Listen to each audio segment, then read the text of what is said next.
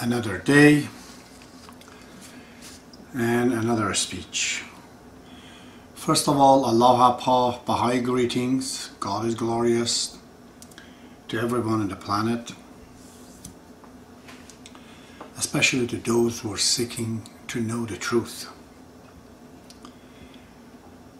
Continuing those acts and deeds that makes us to gain spiritual power, the spiritual quality. That's not just an emotion and a feeling, but it's a reality of our soul. Something that when we die we'll carry with us. It becomes a part of our soul. Today I'm going to be speaking about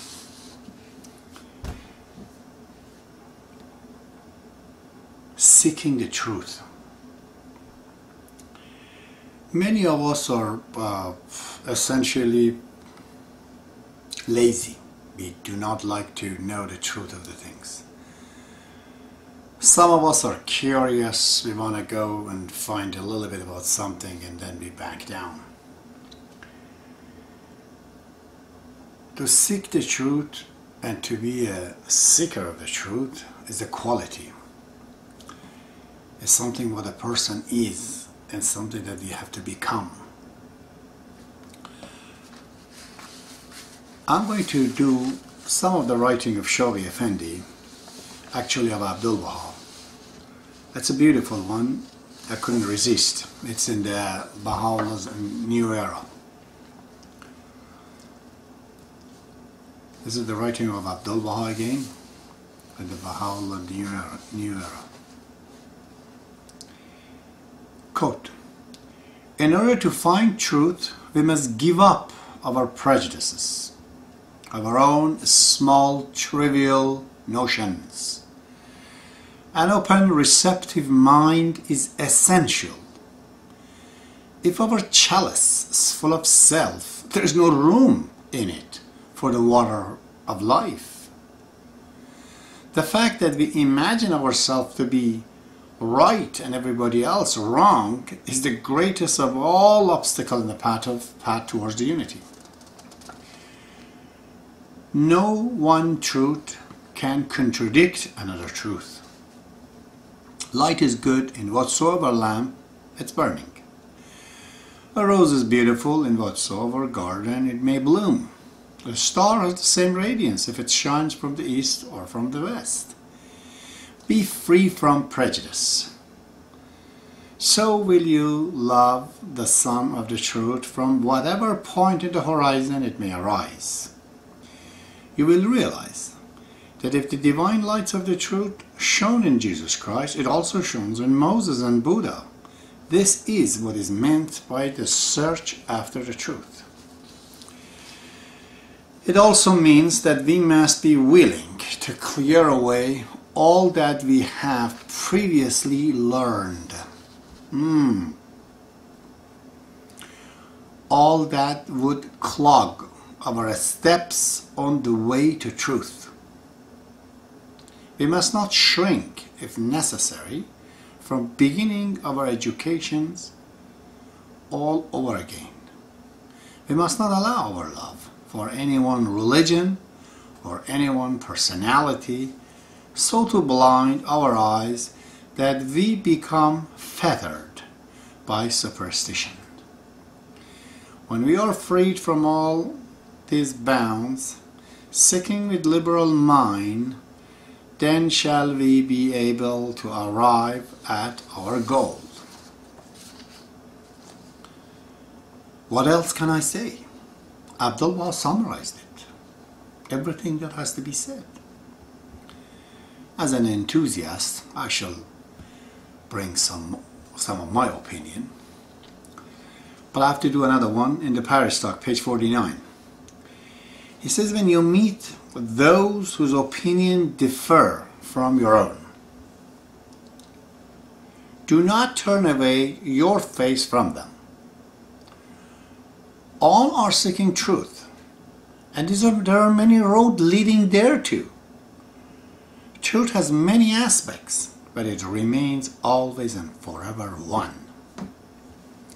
Do not allow differences of opinion or diversity of thoughts to separate you from your fellow men, or to be the cause of dispute, hatred, and strife in your heart. Rather, search diligently for the truth and make all men your friends.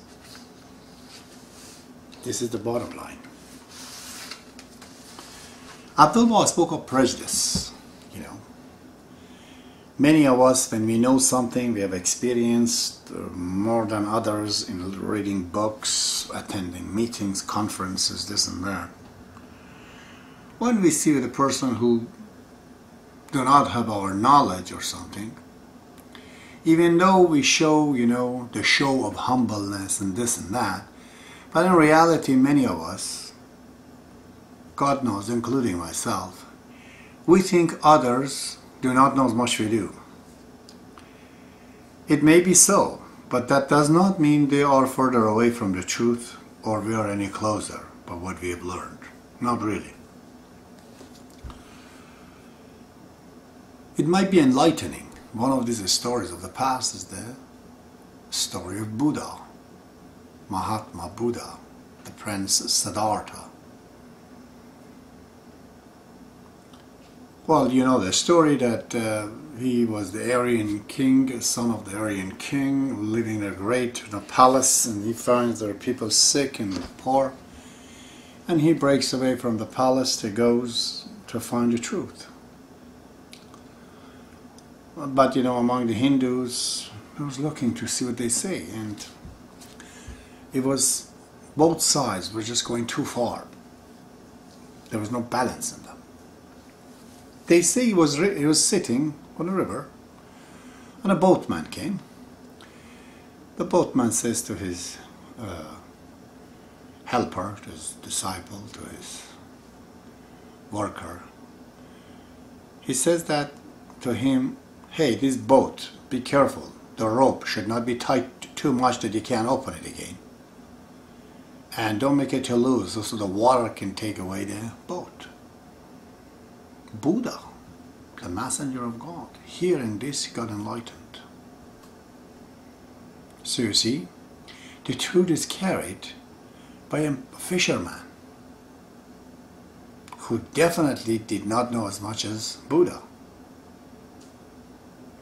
But he just had to say that things, just like touching a button,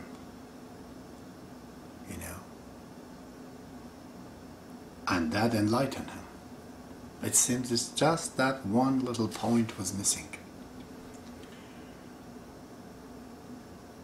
I remember myself, I was struggling with this question of Karl Marx, about the definition of matter, and based on that he said there's no God. You can refer this to the number 3 or 4 of the videos.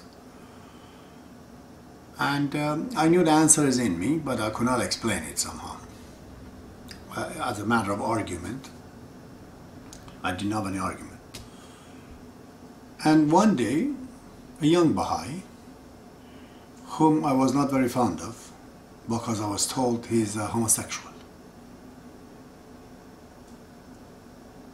I don't say his last name, his name was Christian. We were at Cornwall, Ontario.